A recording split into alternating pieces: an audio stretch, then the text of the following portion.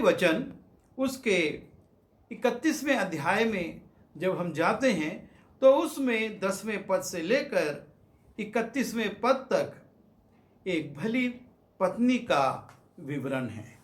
और जब हम इस भली पत्नी के विषय में विचार करते हैं तो इसकी शुरुआत ही लेखक इस रीति से करता है, भली पत्नी कौन पा सकता है।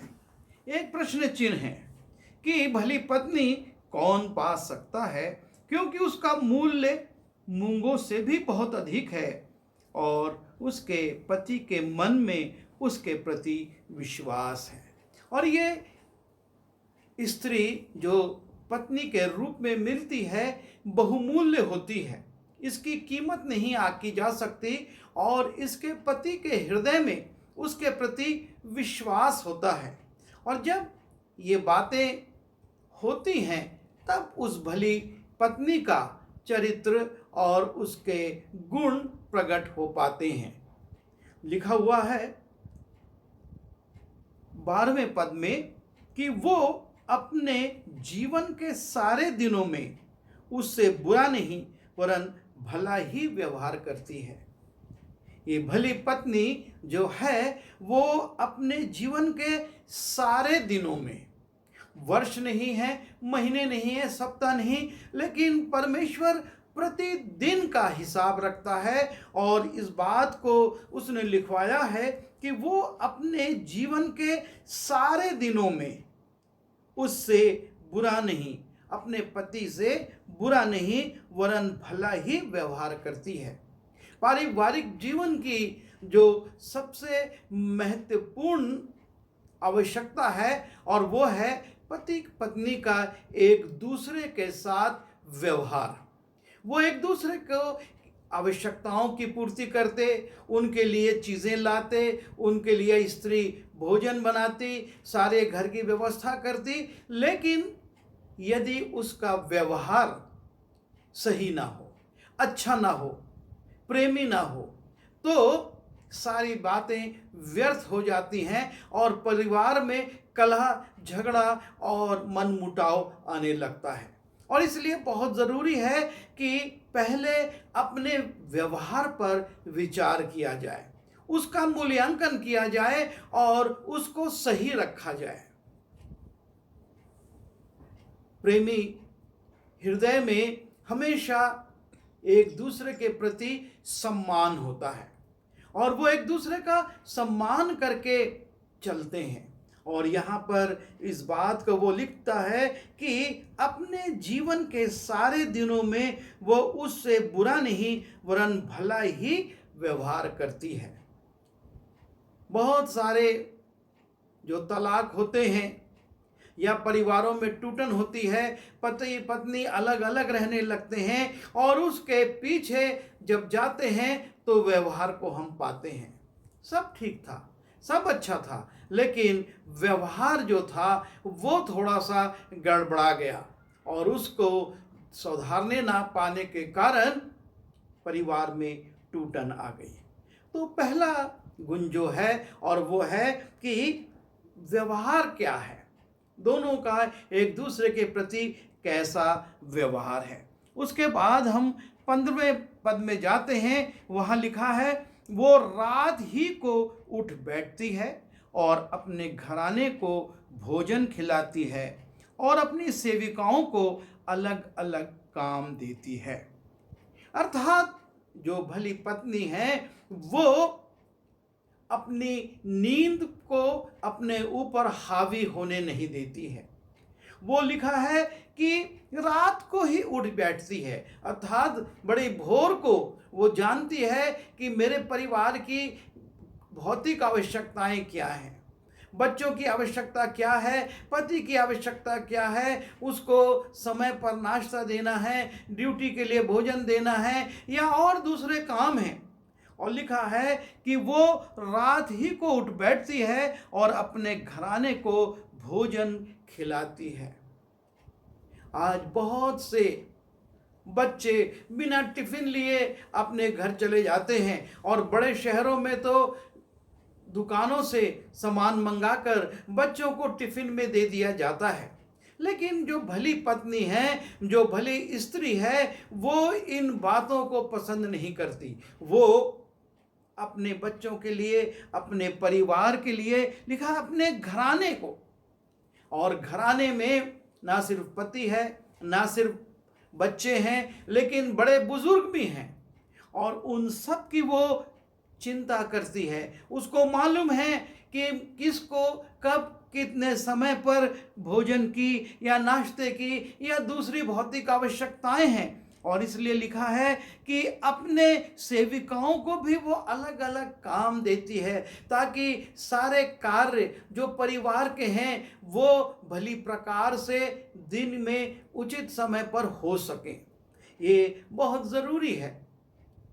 ना सिर्फ वो अच्छा व्यवहार करती है, लेकिन उनकी भौतिक और आत्मिक आवश्यकताओं की चिंता भी करती है। उसको इस बात का ध्यान है कि उसके परिवार को भोजन की आवश्यकता है, और ये भोजन शारीरिक भी है और आत्मिक भी है, और उसी रीति से काम करने वालों को दायित्व सौंपना ज़रूरी है, जिससे कि वो भी हल्का महसूस करे और परिवार में सब काम समय पर हो सके। और तब लिखा है 17वें पद में तीसरी बात, वो अपनी कटी को बल के फेंटे से कसती है और अपनी बाहों को दृढ़ बनाती है। वो अपनी कमर को, कटी को बल के फेंटे से कसती है। अर्थात परमेश्वर के वचन में बार बार इस बात को लिखा गया है कि तुम्हारी कमरें कसी रहें।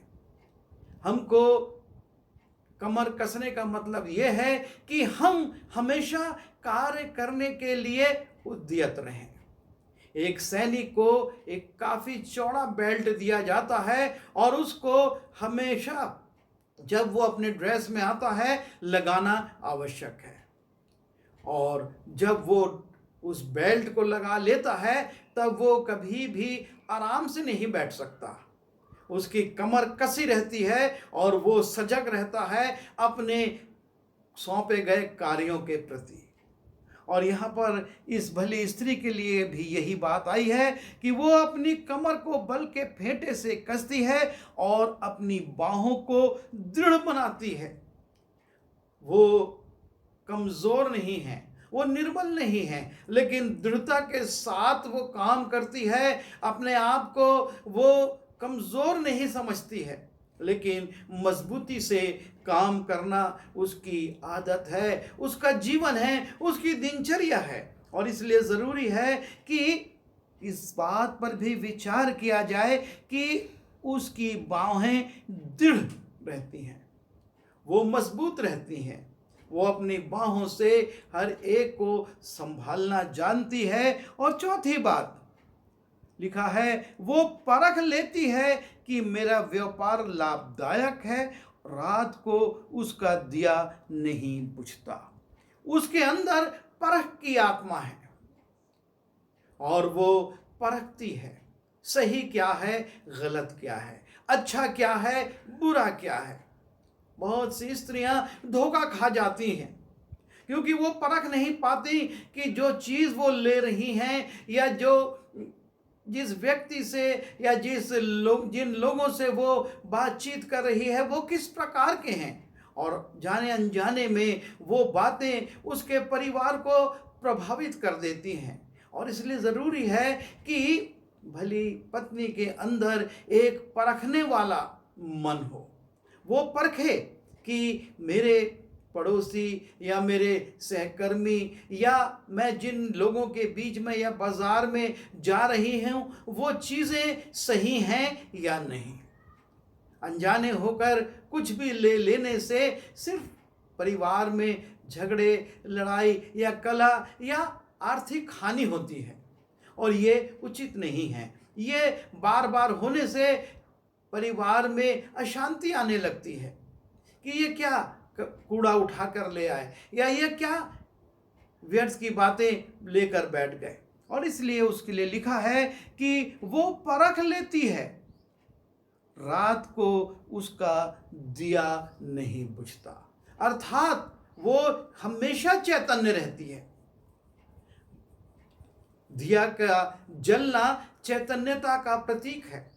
वो चैतन्य है, रात को भी वो चैतन्य है, अपने परिवार के लिए, अपने घराने के लिए, अपने लोगों के लिए। और तब 20वें पद में लिखा है, वो दीन के लिए मुट्ठी खोलती है और दरिद्र के संभालने को हाथ बढ़ाती है। अर्थात उसके दिल में एक दूसरों के प्रति, निर्धनों के प्रति, निर्बलों के प्रति एक सहानुभूति है, एक प्रेम है। और लिखा है कि वो दीन के लिए मुट्ठी खोलती है। और ये सच्चाई है। परमेश्वर ने आपको और मुझको जो भी दिया है वो सिर्फ मेरे लिए नहीं है। परमेश्वर ने उसमें से कुछ दूसरों के लिए भी हमको दिया है कि हम उसकी सहायता करें, उनके लिए उससे कुछ भाग को निकालें। और ये भली पत्नी दीन के लिए मुट्ठी खोलती है और दरिद्र के संभालने को हाथ बढ़ाती है। परिवार के बाहर भी एक दुनिया है और उस दुनिया में भी हमको ध्यान लगाना है। और ये भली पत्नी ये देखती है कि इन दरिद्रों को, इन गरीबों को, या जो दीन हैं उनके लिए भी मेरा कुछ कर्तव्य है। और ये बड़ा आशीष का कारण होता है। वचन में लिखा है, कई बार स्वर्गदूतों की सेवा इस रीति से हुई। उसने नहीं जाना कि वो किनका भला कर रही है, लेकिन उसमें परमेश्वर के जनों की सेवा हुई। और ये जरूरी है कि हम इस बात का ध्यान रखें। और तब हम देखते हैं 31वें अध्याय के 23वें पद में लिखा है, जब उसका पति सभा में देश के पुरनियों के संग बैठता है तब उसका सम्मान होता है। जब इस प्रकार से एक स्त्री अपने परिवार में कार्य करती है और उसका परिणाम उसके पति के लिए भी सम्मान का होता है। जब हम नीति वचन उसके 12वें अध्याय के 4 पद को देखते हैं, वहाँ पर इस बात को लेखक लिखता है, भली स्त्री अपने पति का मुकुट है। भली स्त्री अपने पति का मुकुट है। और यहाँ पर लिखा है, जब उसका पति सभा में देश के पुरनियों के संग बैठता है तब उसका सम्मान होता है, क्योंकि उसके अंदर कोई तनाव नहीं है, वो अपने परिवार से परेशान नहीं है, या अपने परिवार में किसी भी प्रकार का कलह नहीं है। और इसलिए वो बड़े सजगता के साथ, सरलता के साथ अपने कार्यों को करता है और उन कार्यों को करने के कारण उसका सम्मान होता है। लोग उसको, उसके कार्यों को, उसके जीवन को देखकर उसके प्रति सम्मान प्रकट करते हैं। और 7वीं और अंतिम बात, वो 27वें पद में, वो अपने घराने के चाल चलन को ध्यान से देखती है। और ये बहुत महत्वपूर्ण बात है परिवार के लिए, जबकि स्त्री अपने घराने के चाल चलन को ध्यान से देखे। पति 8 घंटे 10 घंटे की ड्यूटी पर चला जाता है और उसको कुछ पता नहीं रहता है। बहुत सी ड्यूटी ऐसी होती हैं, एक एक 2 दिन के लिए टूर पर या बाहर जाना पड़ता है। और उन परिस्थितियों में परिवार के चाल चलन को ध्यान से देखने का काम स्त्री का है। बहुत सी माएं, बहुत सी स्त्रियां इस बात पर ध्यान नहीं देती कि उनके बच्चे किसी का पेन ले आए, उनने ध्यान नहीं दिया, किसी की कॉपी ले आए, किसी की किताब ले आए, उन्होंने ध्यान नहीं दिया। और इस प्रकार से बच्चों में चोरी करने का गुण आने लगता है। लेकिन अगर वो ध्यान से देखेगी कि इसके पास तो ये पेन नहीं था, ये किताब नहीं थी, कहाँ से आ गई, और जब वो उसको टोकेगी तो बच्चे हतोत्साहित होंगे। उसी प्रकार से जब बच्चे अपने आय से ज़्यादा पैसा घर में लाने लगते हैं, स्त्री को देखना है कि ये कैसे हो रहा है, ये कहाँ से ला रहे हैं, कहीं कोई गलत कार्य तो नहीं कर रहे जिससे कि भविष्य में हानि हो। और इसलिए नीति वचन का लेखक 27वें पद में कहता है, वो अपने घराने के चाल चलन को ध्यान से देखती है। बहुत ज़रूरी है कि बच्चों को, परिवार को, उसके कार्यकलापों को देखा जाए। कोई गलत संगति में तो नहीं जा रहा है, कोई गलत मित्रों के साथ तो नहीं घूम रहा है, कोई गलत व्यक्ति हमारे परिवार में तो नहीं आ रहा है।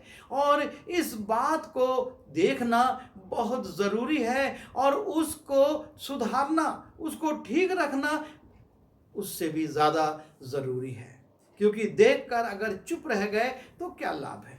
और इसलिए भली स्त्री के विषय में सुलेमान ने नीति वचन के इस अंतिम अध्याय में जो बातें कही हैं वो बड़ी महत्वपूर्ण हैं, और उनका विचार करना और उनका पालन करना परिवार के लिए, हर परिवार के लिए बहुत भला है, बहुत अच्छा है। वरना परिवारों में परेशानियां आएंगी, बच्चों से माता पिता निराश होंगे, कभी पति उदास होगा और परिवार में कलह आएगा, परिवार की आशीषें रुक जाएंगी और परिवार में टूटन आ जाएगी। और इसलिए इस कार्य को करने के लिए लेखक कहता है कि वो अपने जीवन भर, अपने जीवन के सारे दिनों में अपने पति से अच्छा भला व्यवहार करती है। इस वचन को ध्यान देना, इसका पालन करना और इस पर चलना हर स्त्री के लिए बहुत ज़रूरी है। परमेश्वर ने अपने वचन में हमें इन बातों की, ताकि ना सिर्फ पति और ना सिर्फ पत्नी, दोनों एक दूसरे के साथ मिलकर परिवार का पालन पोषण करें, उसका चाल चलन देखें, दीन दरिद्रों की सहायता करें और परिवार को उचित मार्ग पर संचालित कर सकें। प्रभु अनुग्रह करे कि हम इन बातों को सिर्फ पढ़ें ना, हम इन बातों को सिर्फ सुने ना, हम इन बातों पर सिर्फ चर्चा ना करें, लेकिन इन बातों के अनुसार आचरण करके परिवार को एक आदर्श रूप दे सकें, प्रभु को भाने वाला रूप दे सकें और अपने परिवार को आगे बढ़ा सकें। आइए दुआ करें। प्रभु जी, हमारी सहायता करिए कि जो बातें आपने भली पत्नी के विषय में नीति वचन उसके 31वें अध्याय में लिखवाई हैं, उनका पालन हमारे लोग कर सकें, हम सब कर सकें, और इसके द्वारा परिवारों में शांति, प्रेम, परिवारों में उन्नति और परिवारों में पवित्रता और बच्चों में एक अनुशासन का स्वभाव बढ़ सके और परिवार उन्नति कर सकें। विनती यीशु के नाम से मांगता हूँ, आमीन।